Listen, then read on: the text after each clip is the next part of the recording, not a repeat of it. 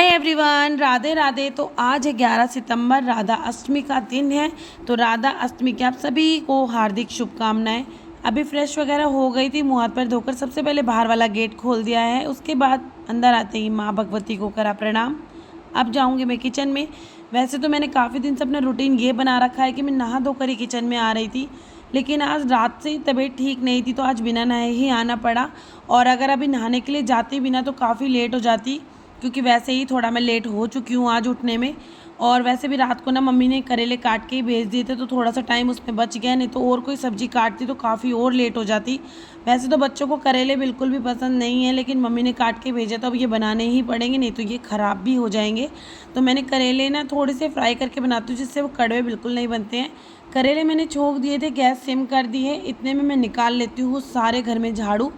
अभी बच्चे नहीं उठे हैं, झाड़ू वगैरह लगा दूंगी, उसके बाद उन्हें उठाऊंगी। इतने वो तैयार होके आएंगे, इतने मेरा खाना बिल्कुल तैयार हो जाएगा। तो अभी झाड़ू लगाने के बाद मैं किचन में आई, इतने मेरी सब्ज़ी बनके बिल्कुल तैयार थी। तो मैंने एक गैस पे चढ़ा दी है चाय, साथ में आटा लग चुका है। अब जल्दी से सेक देती हूँ मैं रोटी। तो सबसे पहले तो पतिदेव को नाश्ता दे देती हूँ, क्योंकि वो बच्चों को छोड़ कर आएंगे। तो उनके सिंपल पराठे और चाय बिल्कुल तैयार थी, मैंने उन्हें दे दी है।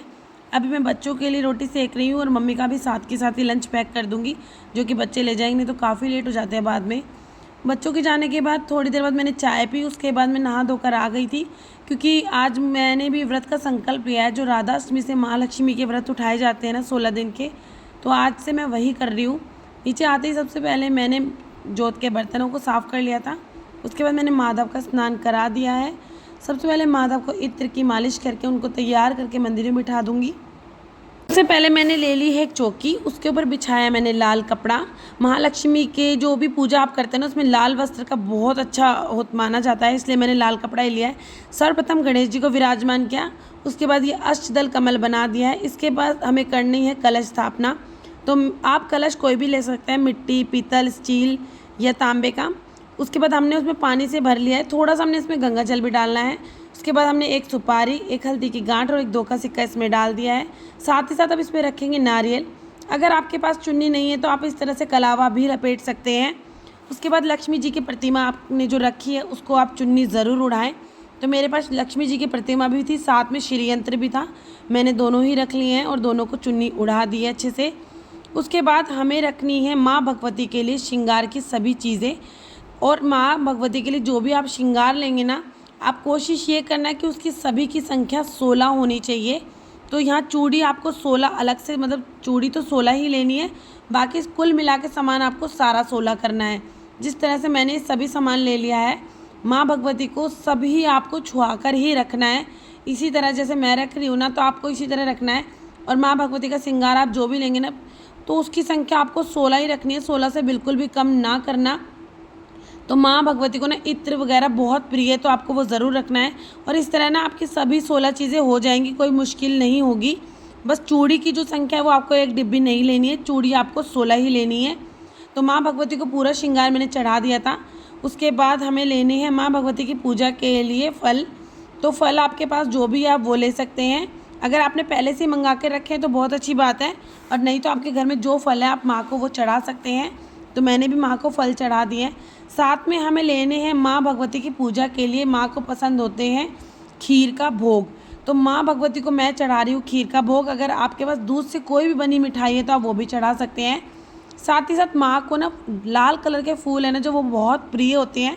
अगर आपके पास गुलाब के हैं तो बहुत अच्छा है, गुड़हल के भी आप यूज़ कर सकते हैं। तो मैंने यहाँ पर लिए हैं गुलाब के फूल।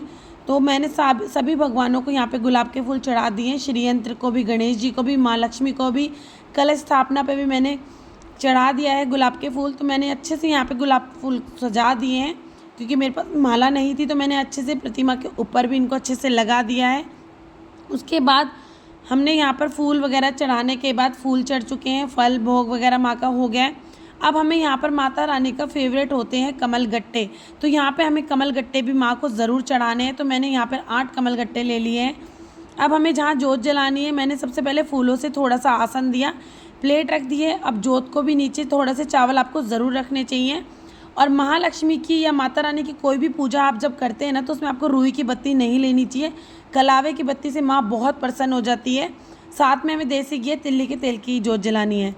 और अब इस पूजा में मेन होता है ये डोरा, जो कि हमें 16 तार का ही लेना है और महामाया यानी कि महालक्ष्मी के मंत्र को बोलते हुए इसमें 16 गांठें हमें लगानी है इस तरह से।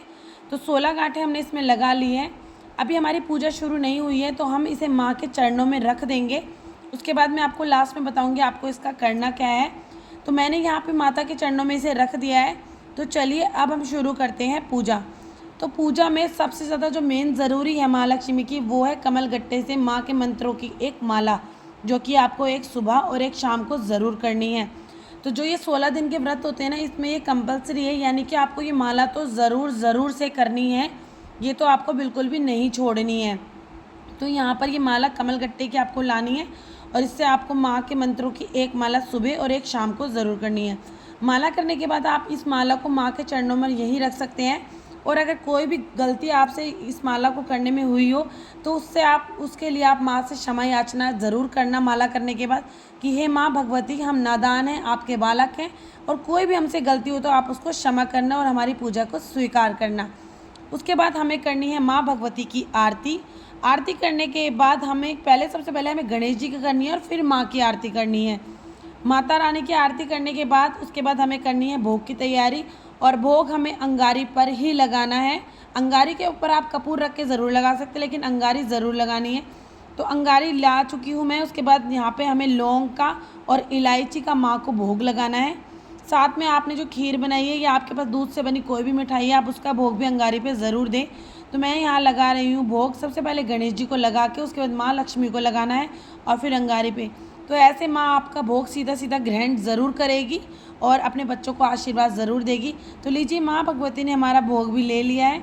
उसके बाद हमें भोग लगाने के बाद कभी भी आप किसी भगवान को ही भोग लगाते हैं ना, तो आपको जल ज़रूर पिलाना चाहिए।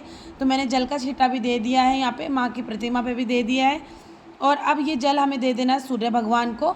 जल दे के आने के बाद जो ये डोरा हमने माँ के चरणों में रखा है ना, तो ये हमारा डोरा आज से संकल्प है कि हमने माँ भगवती महालक्ष्मी के 16 दिन का व्रत का नियम लिया है और हमें ये अपने उल्टे हाथ की कलाई पे बांध लेना है। इसे बिल्कुल भी नहीं खोलना है। ये हमारा संकल्प है और हमें 16 दिन तक इस डोरे को बांध के रखे रहना है। और देखिए, इसमें जो 16 गांठें हैं ना, इनमें से एक भी कम नहीं होनी चाहिए और ना एक भी ज़्यादा होनी चाहिए। तो आप अच्छे से गिन के और ध्यान से इस डोरे को बनाना और पूजा करने से पहले माँ भगवती के चरणों में रखना और बाद में आप इसे अपने उल्टे हाथ की कलाई पे बांध लेना। तो मैंने भी बांध लिया है क्योंकि मैंने ही आज से माँ भगवती के व्रत का नियम लिया है। और वैसे अब की बार 16 नहीं है, 14 है। अगर किसी से 14 व्रत नहीं होते तो वो 3 भी कर सकते हैं।